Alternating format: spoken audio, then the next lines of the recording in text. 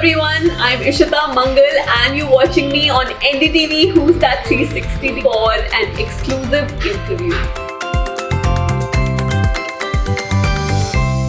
So, hi Ishita, welcome to Who's That 360 NDTV. Thank you so much. So nice to be here. So, it's been a while you are creating the content. How do you look back at your content creation journey? I think the part where you create the content and right from the part where you're planning things to the part where even the process has changed so much, especially your goals have changed. So initially when we started making content, it was just because I was having fun, I was just trying to entertain, there was no ulterior motive, there were no goals attached to this objective. And then eventually when you see the potential in the space and in you creating some some space for yourself in that big space, then I think the goals also change. So I think that part for me has evolved considerably. You know, putting content daily is a task. Yeah. So, how do you come up with your content ideas for daily videos? I think now it's not like अच्छा अभी मेरा ये मन कर रहा है करने का तो कल ये let's do this. No, it's not like that. It is very much planned what we do. If today you're seeing a video on my feed, it was most likely shot 1 month before and planned 3 months before that. So that is the level of planning that we have to do. Of course, there's things here and there. If you're attending an event or doing something on the spot, then that really happens within a few days. But planned content series and those kind of things on my page are done well in advance. So. You know, I have interviewed many influencers and content creators. They have said that content creation is a 24/7 job. It's not like that just the reel that you are seeing on the pages.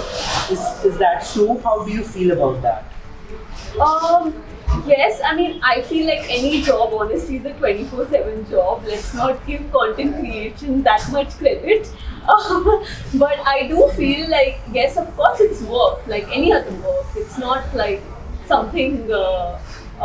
I feel like you can plan it if you plan it and in a way that you know your schedule, you know when you're releasing things.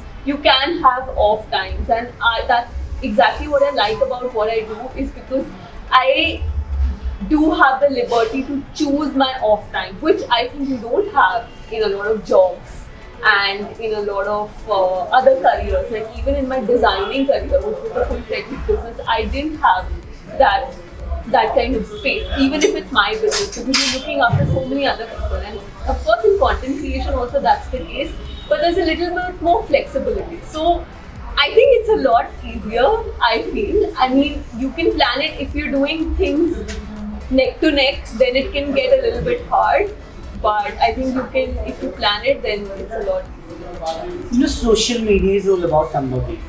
Yeah. Yeah, everybody's behind the numbers. Do you feel pressure to stay in this race?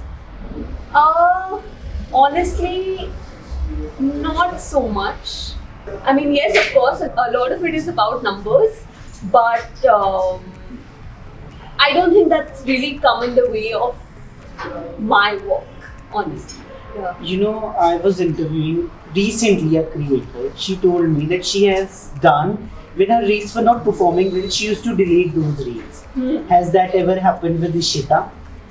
Yeah, bunch of times. See, sometimes the thing about content creation is that there are a lot of variables to it. Of course, the hero is your content. If you make a great piece of content, no matter what, that particular piece of content will perform. But aside from that, there are different variables, like what is the time that you're uploading, what is the day that you're uploading, and sometimes when that goes wrong, an average performing reel will go much below. So I think those kind of things, those are the kind of tactics that also you need to keep in mind. So it happens very often that sometimes you're uploading something at a particular time and it doesn't work, but if you upload the same thing at a different time, it might work. So those kind of variables are, because it's a social media space, there are certain sets of algorithms attached to all of this. Of course, I don't have a deep understanding of it, but from whatever I do, I feel like these kind of things matter. Yeah. You know, everybody has that realization moment at some time. If this is the thing I want to pursue, this is the career I want to take. What was that moment when you realized that you want to be the content creator and this is the profession you would pursue in the future? I think when it came to content creation, I started this because I just wanted to kill my time, honestly speaking. I started this in the pandemic and I just was looking for a way to do something, and that's really why it started. And the only reason I would have sustained in that space is if I felt like, because if I felt like I was doing something unique, or if I was adding something to the already cluttered space. Because by the time I had started or my profile had lifted, a lot of people had come up in the scene and were already doing a great job. So if I couldn't stand out in that space, it wouldn't have made sense to me. So because we managed to achieve that, it made sense to continue the journey, because I was like, oh hey, at least we're doing something different. We're giving something unique to this existing space. And yeah. Yeah, you know, everybody is creating content. सब बना रहे हैं. What one thing that make Ishita different? Ishita's content different from others? I think it's a fact that I think a lot of people are obsessed with the fact that we do humor in our content. It's the how to fun and fashion, where we mix fashion with comedy, which has never been done before and is still not being done by anybody else. And when we mix beauty with fashion and humor, but I think the essential core of what I do is giving information with fun and not just random fashion tricks and tips.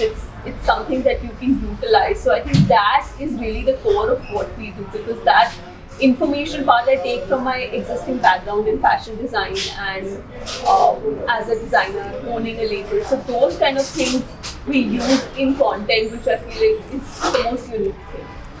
You know, you have run a successful series, States of India. I really love that, and we have covered it totally.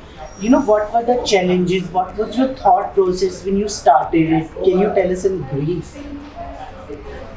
We started it because I think when I used to make videos, I also make videos sometimes in Hindi, like mix some English words with Hindi words just to make it a bit funnier, because I just feel like some sentences are just funnier or hit different in Hindi. Hindi only. So it just needed to be done for that.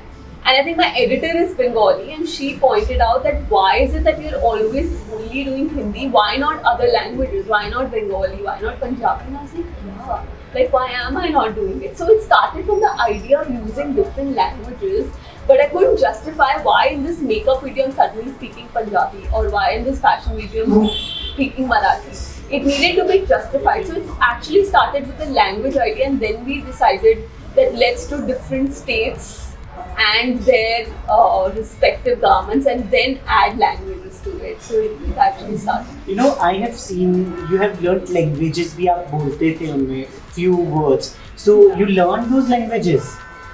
It started with the idea of just saying hello, hi or namaskar in the local language. But when I started doing that, it felt, अच्छा ये तो easy है. Like, okay, maybe we can do a few more words. And like that, we started rolling out a lot more words or a lot more sentences in those particular episodes, because it seemed like, oh, we can do this, like, you know, we can achieve this. And as and when we did a few episodes, my confidence in also saying other languages grew.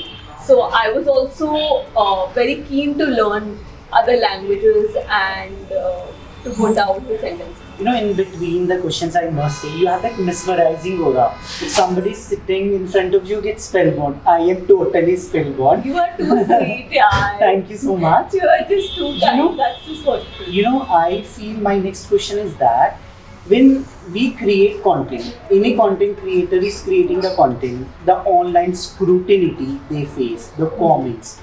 If something is unpleasing under your comments, how do you deal with that? Honestly, I feel like, I was prepared to get more hate than what I do.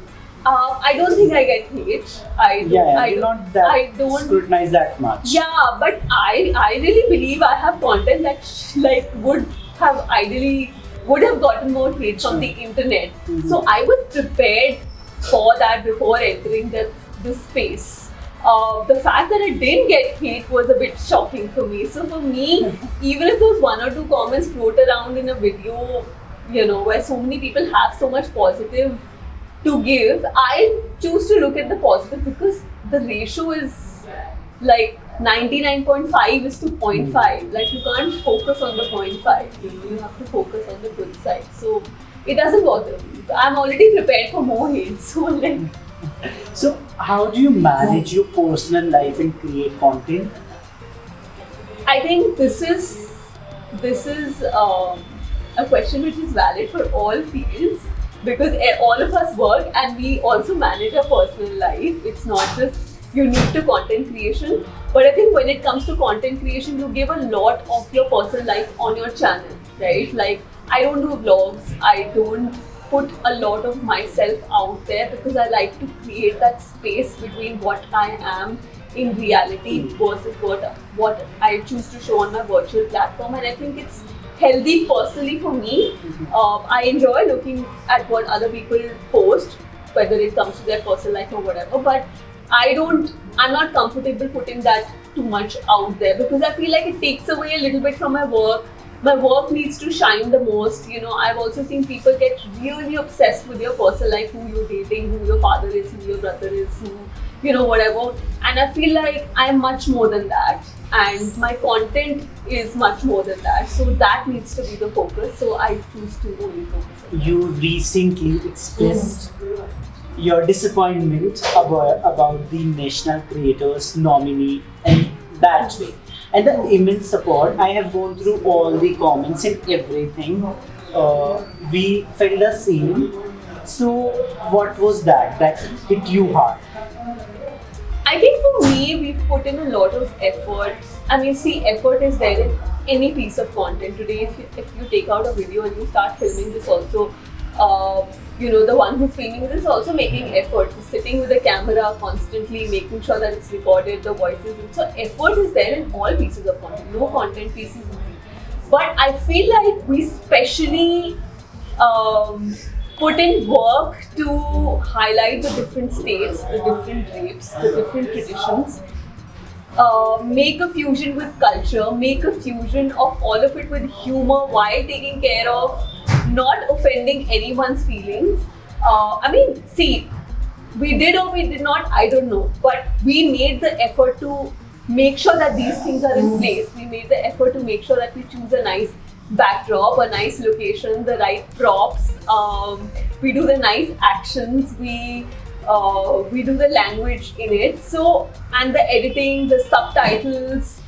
There's a lot of work that goes behind putting the whole thing together and to make sure that if there's a Durga Puja, we manage to release it 1 week before Durga Puja, we manage to release it 1 week before Hornbill Festival to make sure those timings are correct. And this is not even the difficult part. The most difficult part is procuring all of these things. So I felt like we put in week after week. I've not missed a single week. I have been doing this for months, and there's just that much work that has gone into it. I felt like we deserved a nomination. Like that for me was very triggering because I was like, we've done so much work, especially in this week. I did not even know that these awards none of us knew that these awards are going to be announced as there's going to be a heritage category. I didn't do it for an award. I did it because I really enjoyed it and I really believed in this cause.